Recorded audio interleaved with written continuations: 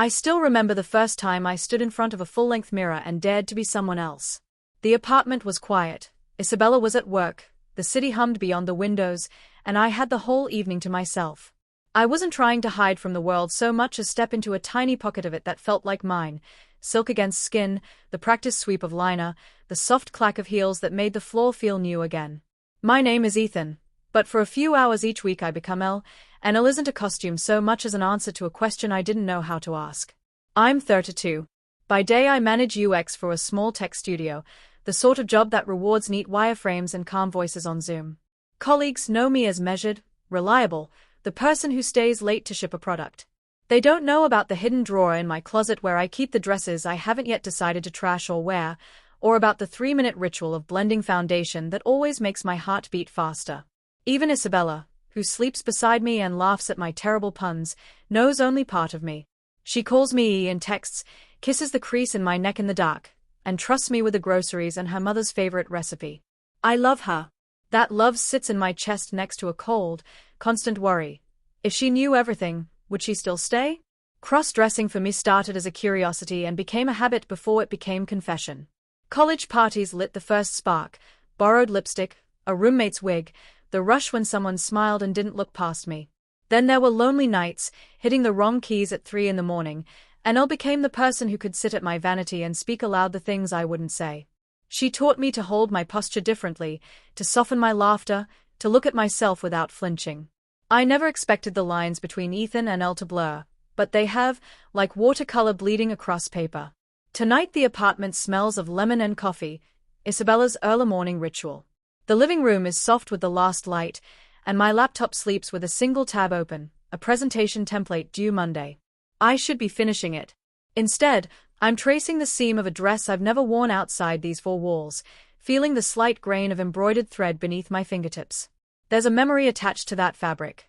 The night I first bought it online, trembling with the fear that someone might open my bank statement and read a code that spelled out a secret life.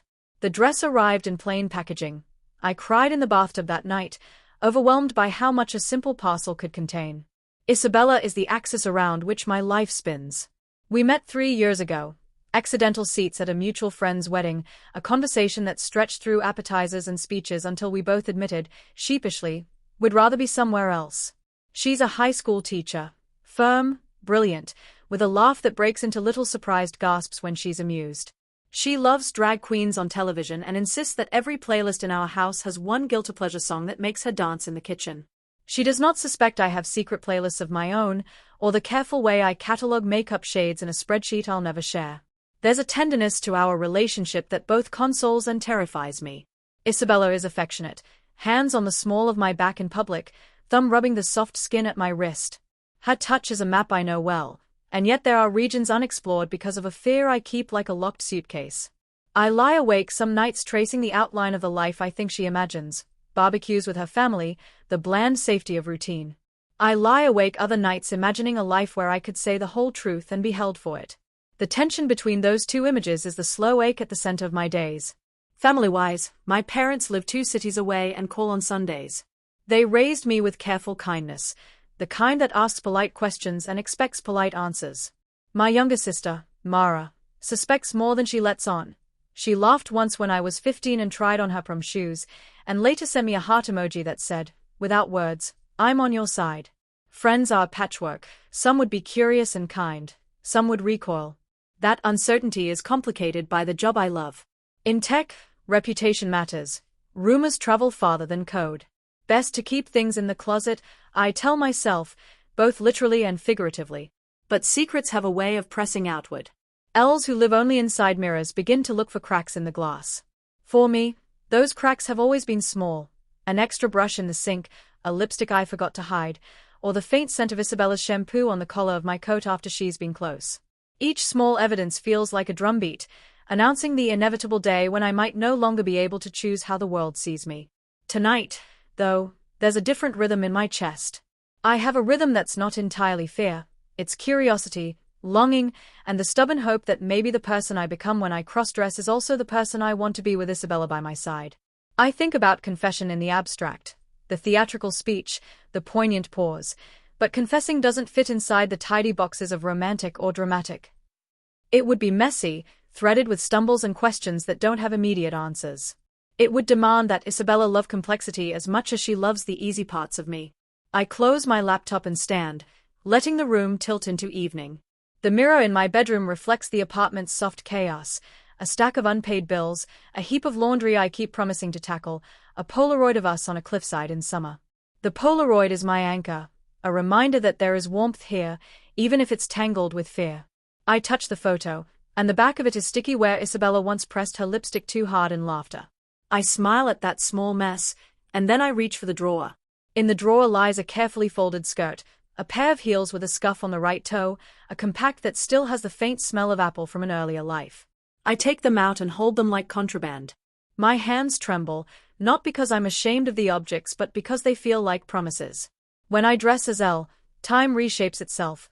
Minutes expand into cinematic beats where I notice how my shoulders slope, how my voice slides when I speak softer. There's a ritual. Foundation, because my skin has stories to erase. Mascara, because eyes tell too many truths.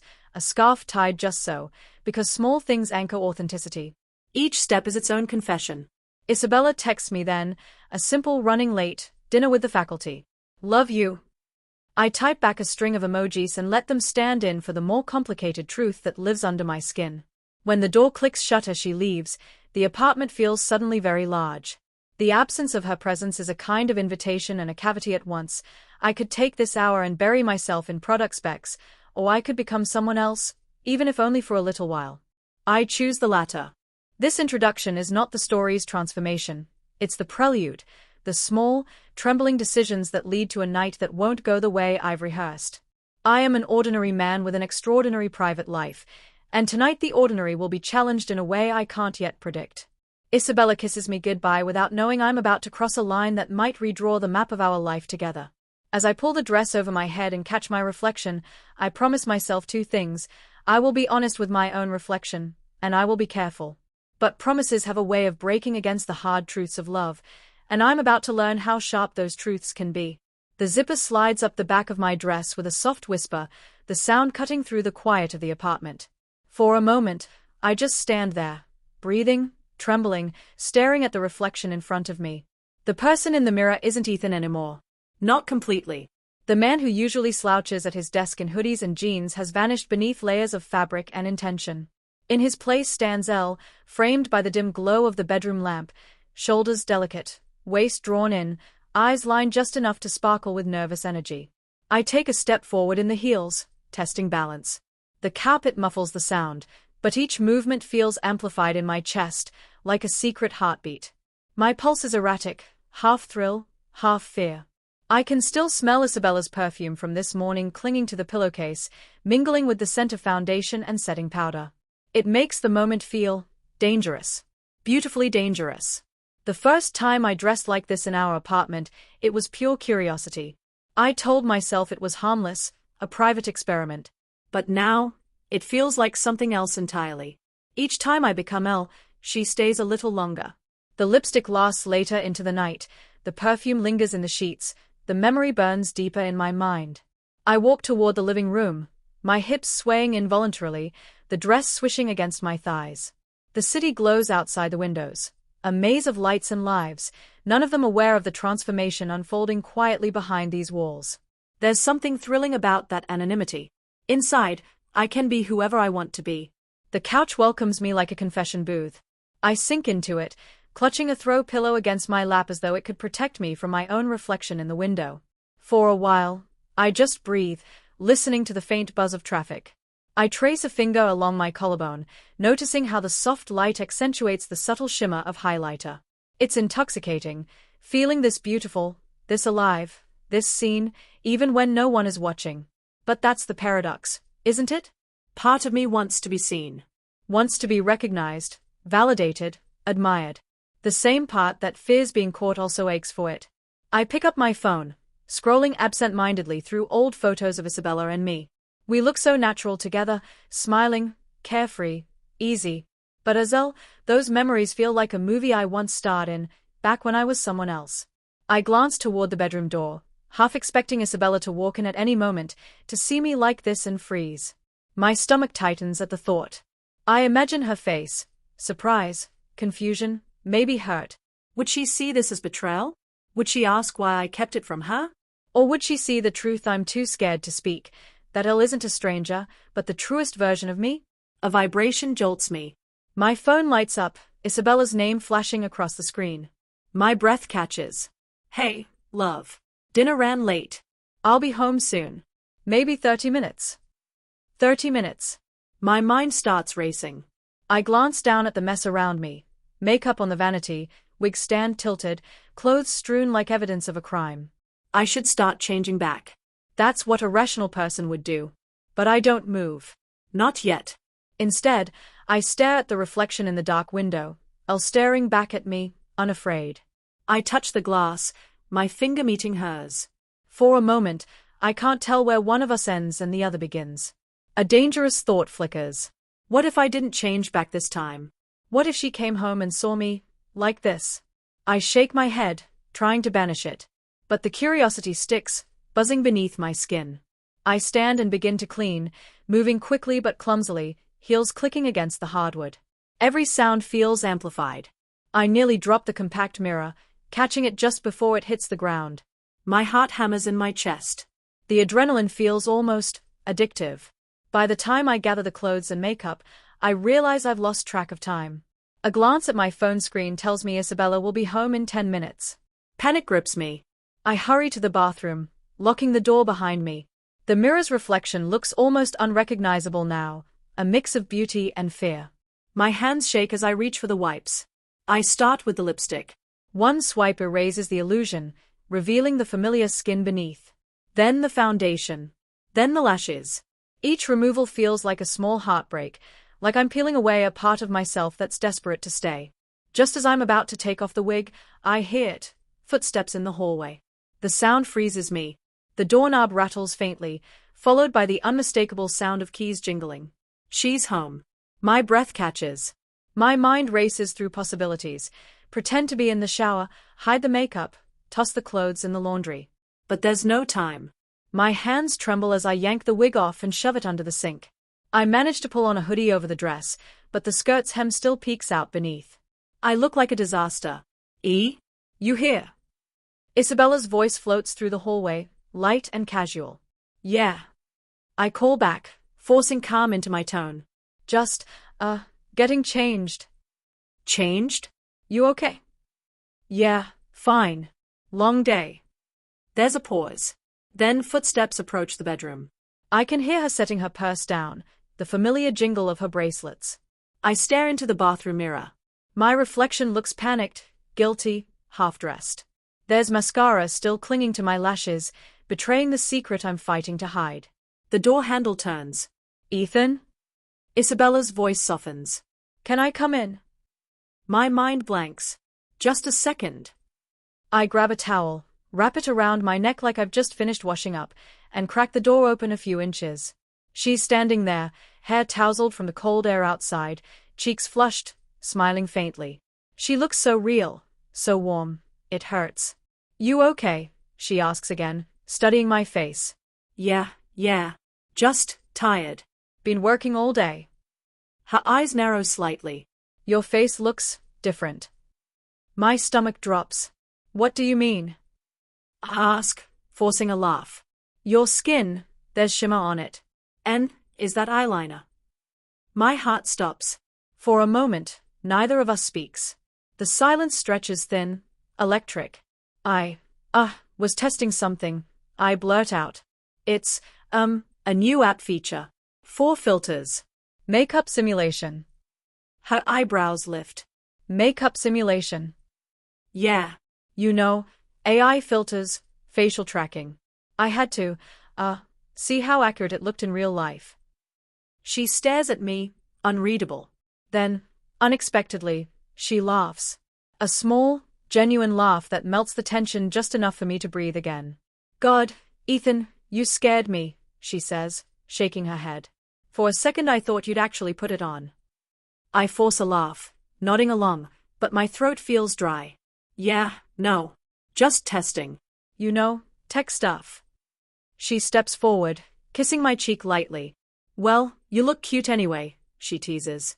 Maybe you should try some real makeup sometime. I laugh, but my hands tremble slightly. The irony is suffocating. When she leaves the room to change, I sink against the wall, breathless. That was too close.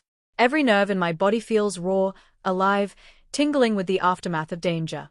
But underneath the fear, something else stirs. Excitement.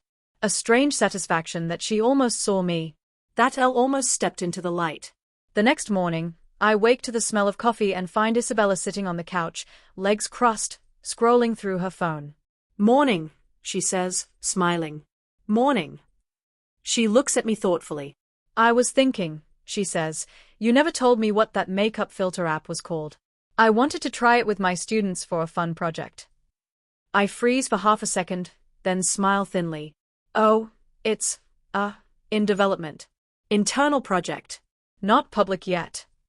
She tilts her head. Heh. You should show me sometime. Yeah, I say quietly. Maybe I will. As I sip my coffee, my reflection in the kitchen window catches my eye again. Just for a second, I swear I see Elle looking back, not fully gone, just waiting beneath the surface. And I know, deep down, that last night wasn't an ending. It was the beginning of something far more dangerous. Something that won't stay hidden much longer. The following week felt like walking on a tightrope above my own secret. Every morning, I woke next to Isabella and wondered if she still saw the shimmer on my skin or if I'd successfully buried it beneath enough ordinary days to keep suspicion away. But the more I tried to suppress that part of me, the more it pressed back. Every time Isabella leaned close to kiss me goodbye, I caught the faint scent of her perfume and remembered the way it had clung to my neck the night I became Elle. Every time I passed a store window and glimpsed a mannequin in a dress that shimmered just slightly in the light, something inside me ached. One Thursday night, the tension reached a breaking point. Isabella had planned to attend a department dinner, faculty gathering, formal, mandatory. She invited me, but I declined with the usual excuse, work deadlines. You know how it is. The truth was, I couldn't bear the thought of sitting at a long table of strangers pretending to be just Ethan. Pretending I hadn't spent nights painting on a different face and calling it home. She left around 6. I watched from the window as her car disappeared down the street. Then I turned away and stood in the silence, listening to my own heartbeat. Tonight, I wasn't just curious. I was starved. The transformation began faster this time. Familiar, practiced, almost ritualistic. The foundation, the contour, the wig, the lashes that fluttered like small wings. Every step was muscle memory now. I pulled out the dress from that first night, the one with the embroidered pattern near the hem, and slipped it on. It fit better than I remembered. I turned on music. Soft, sultry, low. The kind of music Isabella usually played when she cooked. The sound filled the apartment like a secret, and for once, I didn't feel guilty. I felt alive. Elle danced. Just for a few minutes, barefoot first, then in heels. I moved through the living room with the quiet grace of someone who had finally stopped fighting gravity. The reflection in the window no longer felt like an intruder, it felt like home. I was mid-spin when my phone buzzed. Isabella, dinner was cancelled. Power outage at the restaurant. Coming home early. My stomach plunged. No. Not tonight. Not now. I looked around. Makeup everywhere. Wig stand in plain sight. The full catastrophe of truth splashed across every surface. My body moved before my mind could catch up. I ran to the bathroom, locking the door behind me, hands trembling as I reached for wipes. But this time, I hesitated. Something inside whispered, "You can't keep running forever." The thought was terrifying and liberating all at once. Maybe this was the moment I'd been waiting for, the one I'd feared and longed for in equal measure. If she saw me, if she knew, maybe the pretending could finally stop. The front door opened. "Ethan?" Her voice carried through the hallway, soft, unsuspecting. I closed my eyes. My reflection stared back, half makeup, half undone, mascara smudged at the corners like tears. I barely recognized myself, but for once, I didn't want to erase what I saw. "Ethan," she called again, closer now. "The lights are off. Are you home?" I opened the door just as she turned the corner. The world seemed to stop. Her eyes widened, her mouth parting slightly. She didn't speak for a long, terrible second. Her gaze moved from my face down to the dress, to the heels, back up again. The silence between us crackled like static. "Isabella." My voice was softer than I expected. I can explain. She blinked, once, twice, then whispered, "Explain what, Ethan?" Her tone wasn't angry, just shocked. "This," I said, motioning weakly to myself. "It's not what it looks like." "Or, it is, but it's not what you think." She took a slow step forward. "You're wearing my lipstick," she said quietly. "And my earrings." I swallowed hard. I shouldn't have. "Why?" she interrupted. "Why are you doing this?" Her words hit me like a physical blow. I wanted to give her something simple, something clean, but there wasn't anything simple about it. My chest tightened. "Because it's the only time I feel real," I finally said. "Because being like this, it makes sense to me in a way nothing else does." And I was terrified of telling you. "I thought if you saw me like this, you'd leave." The silence stretched again. Isabella looked at me like she was seeing a stranger and someone she loved, both trapped in the same body. "I don't know what to say," she murmured, finally sitting on the edge of the couch. "You've been lying to me, Ethan." "For how long?" "A year," I admitted, voice breaking. "Maybe longer, if I'm honest with myself." She laughed, but it wasn't cruel, it was incredulous. "A year." And I never noticed. I took a step forward, hesitating. "I wanted to tell you, but I didn't know how." "You could have just said something," she said, looking up. "You tell me everything, work stress, stupid memes, your coffee preferences. But this? You hide it." Her voice cracked on the last word, and I felt something inside me collapse. I knelt beside her, tears smudging the corners of my eyeliner. "I'm sorry. I swear, I never meant to hurt you. Elle isn't separate from me. She's part of me. I just didn't know how to share her with you." For a moment, neither of us moved. The room felt heavy, like the air itself was listening. Then Isabella stood. "I need a minute," she said, voice trembling. "I need to think." She walked to the bedroom, closing the door behind her. The click of the latch felt final. I sank to the floor, heart pounding so hard I thought it might split my chest. I wanted to call out, to explain more, to tell her about the nights I'd spent staring in the mirror wondering who I really was, but the words wouldn't come. Minutes passed. Maybe hours. When the bedroom door finally opened, Isabella stood in the doorway, barefoot, holding one of my L's heels in her hand. "Is this who you want to be?" she asked softly. I looked at the shoe, then at her. "I don't know if it's who I want to be," I said honestly. "But it's who I am." She studied me for a long time, then placed the heel gently on the table. "Then you need to stop hiding it." "Not from me, not from yourself." Her tone had shifted. Still wounded, still uncertain, but not cruel. There was something almost resigned in her voice, like she was recognizing a truth she couldn't unsee. "I don't know if I can understand it right now," she said, "but I won't pretend it didn't happen. I need time, Ethan. And you need to decide what you want." Then she walked past me, grabbed her keys, and left. The door closed softly behind her, and the echoes seemed to last forever.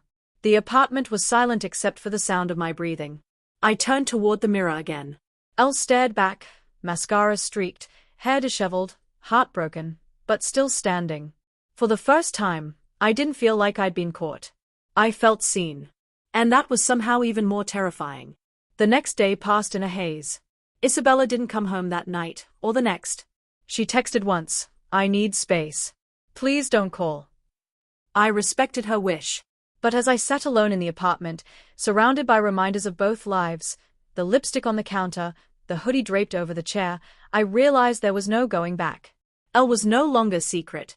She was a reality that refused to disappear.